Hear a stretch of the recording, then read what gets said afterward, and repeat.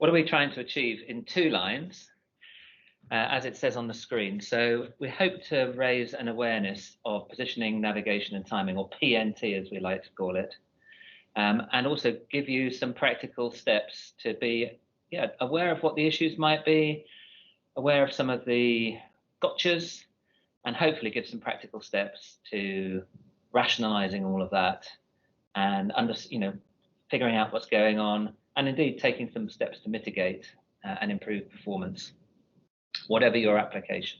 So we'll get into that a bit. We'll also cover different sources of positioning. So it's not all about the GPS satellites and their sisters in other constellations.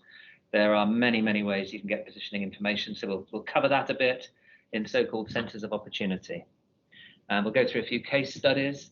What's beyond scope, what we won't be covering, although do feel free to ask us afterwards if you have any particular questions. We're not representing the government or any government in any way at all, so we won't be covering government strategy and policy. We won't particularly be covering any particular projects. I mean, you may have heard of OneWeb, for example. There's a project that the UK is invested in. Andy will touch on some of the background to a low Earth orbit constellation, but we won't go a deep dive into any particular infrastructure. Hopefully you'll be glad to know we won't be doing any deep mathematical theory or algorithm theory. hope we've read the audience right there.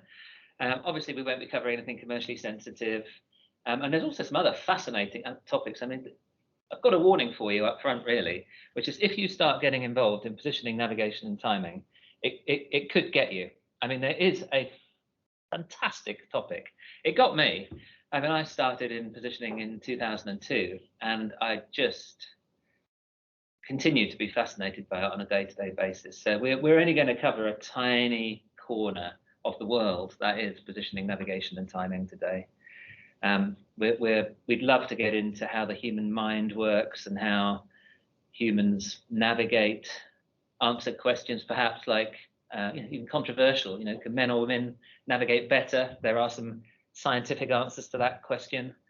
How humans interact with machines and interfaces and so on. So I'm afraid that's a bit beyond scope. We're very happy to come back though, of course.